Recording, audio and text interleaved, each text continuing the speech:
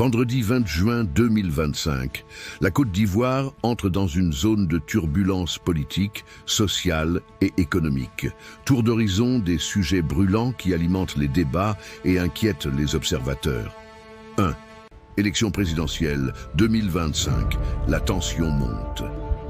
Justement, quel est votre postulat vis-à-vis de cette rencontre qui a eu lieu aujourd'hui face à ce front commun? Que pensez-vous justement qui se serait passé? On va essayer de faire un peu de fiction. Selon vous, pourquoi n'a-t-on pas eu un communiqué pour sanctionner donc la rencontre et situer l'opinion nationale et internationale sur la question? Vous l'avez dit, nous attendons tous le communiqué jusqu'à preuve du contraire. Rien n'atteste qu'il n'y aura pas de communiqué. Je crois que cette rencontre sera sanctionnée par un communiqué. Seulement, quand on fait un petit comeback, un petit retour en arrière, on s'interroge bien. Une telle alliance. D'abord, le PDCI avec tous ces autres partis politiques, celui de Mme Simone Ibe-Babo, celui de Charles Bregoudet, qui sont en vérité même, j'allais dire, des partis de gauche. Le PDCI est un parti de droite. Et vous avez maintenant le PDCI qui quitte le champ de la CAPSI. Est-ce qu'ils ont quitté vraiment? Est-ce qu'ils ont quitté le champ de la CAPSI? Non, ils n'ont pas encore quitté mais ils restent toujours dans le champ de la CAPSI. Mais avec la CAPSI, ils vont encore compléter justement leur alliance avec celle justement d'une signature d'accord politique avec le PPACI qui est totalement un parti de gauche. On sait bien ce que c'est qu'un parti de gauche et l'idéologie que prône un parti de gauche. On sait également l'idéologie prônée par un parti de droite, on ne le dira jamais assez, un parti de gauche, c'est des idées progressistes. C'est également des idées progressistes axées sur l'égalité sociale, sur le partage des richesses, sur la justice sociale. De l'autre côté, vous avez un parti de droite qui prône totalement, presque j'allais dire le contraire, la liberté individuelle, au niveau de la droite, on prône justement la propriété privée, on prône l'économie de marché. Bon, alors, c'est pas le même système politique, c'est pas en tout cas la même idéologie politique, totalement divergente. Et donc, je me demande comment tout cela va être mis en œuvre, ne serait-ce que pour la quinquennale du pouvoir. Et donc, c'est tout à fait normal que la CAPSI se réunisse pour pouvoir analyser cette autre alliance avec le PPACI et y voir tous les contours. Parce que vous avez dans la CAPSI le COGEP, qui est un parti panafricain et qui se réclame comme tel et qui a ses idéaux qu'il prône. Et donc, vraiment... Le PPACI est panafricain également. Oui, le PPACI est panafricain, mais surtout un parti totalement de gauche. Voilà, d'extrême même, j'allais dire gauche. Donc, attendons de voir quels sont les ingrédients qu'on mettra justement dans ce partenariat, dans cette alliance, pour pouvoir naturellement aller à la conquête des échéances électorales futures.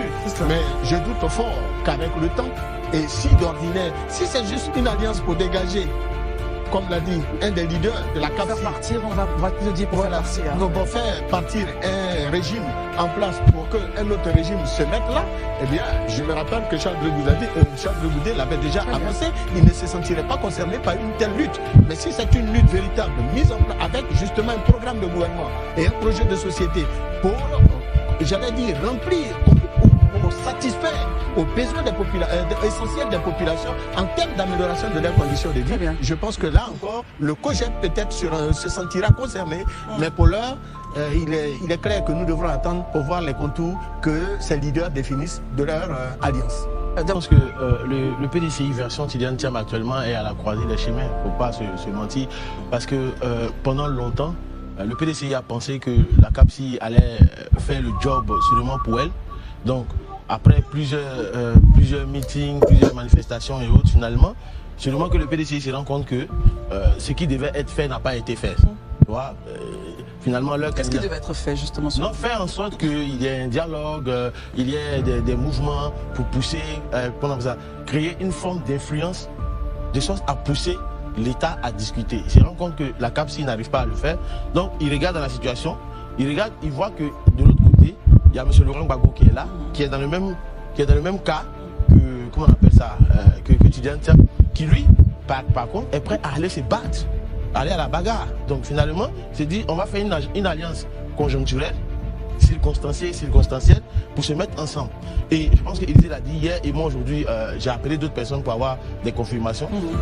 Aucun des membres de la CAPSI n'a été informé par le PDCI. Le PDCI s'est levé sur, comme Barry l'a dit, il a nuancé, mais le PDCI est allé discuter seul avec... selon les sources que vous avez... Que j'ai, voilà, ils sont allés discuter sur leur alliance ou partenariat avec le PPACI. Mais j'aimerais revenir sur un fait. Charles Bleu Goudé. Charles Bleu Goudé a été clair en la matière depuis très longtemps. Il a dit que lui, il n'est pas dans les alliances de dégagisme. On se mettre ensemble pour enlever quelqu'un d'une position. Parce que si on doit pouvoir se mettre ensemble, il faut qu'on se mette ensemble autour d'un projet, autour d'une vision. Mais aujourd'hui, Christian, quand vous regardez l'alliance M. Laurent Gbagbo et M. Tidjane Thiam, quel est le projet? Quelle est la vision? Il n'y a pas de projet, il n'y a pas de vision. Parce que là, on est dans le même point de la CAPSI. Hein? Oui, mais au moins avec la CAPSI, eux, ils étaient dans une forme de discussion, de négociation.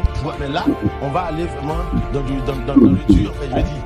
Voilà. Puisque M. Laurent Gbagbo, on l'a tous entendu, on va faire la bagarre, on va se battre et autres. Je ne sais pas comment c'est interprété par les uns et les autres, mais je suis sûr la bagarre aura lieu, selon lui. Voilà. Donc, du coup, ils se sont mis dans cette posture-là. Et je ne pense pas, pour ce qu'on peut entendre ça et là, je pense qu'au niveau de la CAPSI aujourd'hui, c'est vrai que le communiqué n'est pas encore sorti, mais tout porte à croire que, franchement, l'opposition, dans son grand ensemble, forcément, il y a d'autres divisions qu'il ne faut pas ignorer, qui peuvent arriver très bientôt, en fait. Parce que je vois mal, aujourd'hui, pour ma part, une Simone et Yves Gbagbo rejoignent le trop c'est trop. Je vois mal, par exemple, un Charles Bleu Goudé rejoindre le trop c'est trop, d'autant plus qu'il a dit que lui, il ne s'associe pas juste parce que je vais dégager quelqu'un. Or, le plan commun que nous voyons aujourd'hui, c'est le plan de dire, c'est du tout sauf Ouattara. Le tout sauf Ouattara, c'est parce que les Ivoiriens attendent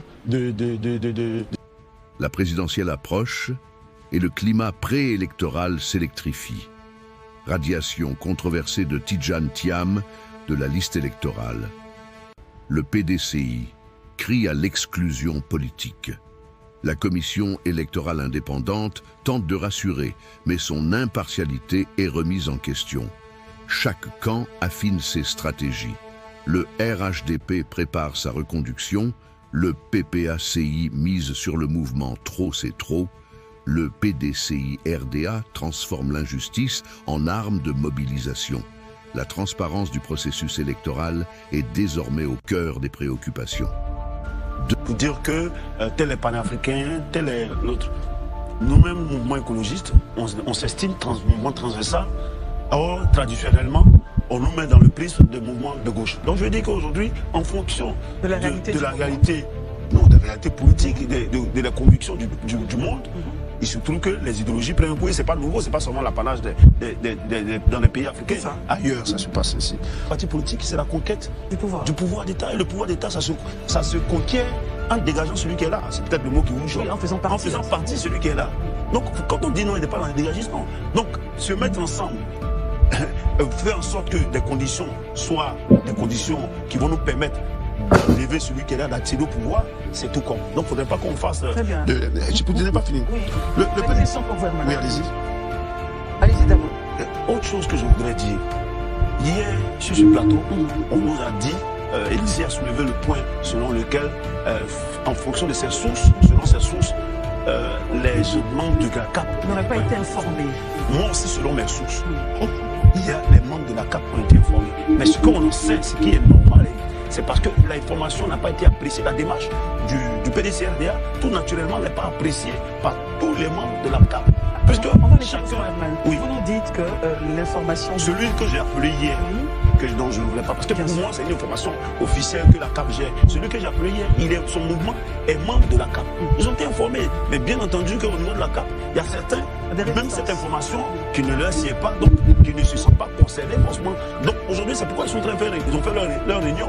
Leur réunion, s'il y avait vraiment des divergences, ils allaient sortir un communiqué pour dire que la démarche du PDCRDA, on n'est pas d'accord avec cette démarche. Et voilà nos positions, on les regarde. Aujourd'hui, ils n'ont pas sorti de communiqué. Donc, je veux dire qu'il y a des informations qui sont sensibles, qui concernent les organisations, qu'on laisse les communiqués officiels de ces organisations, que de nous appuyer sur nos sources, parce que nous tous, nous avons des sources de part et d'autre dans toutes les organisations. Assurément, dans les heures.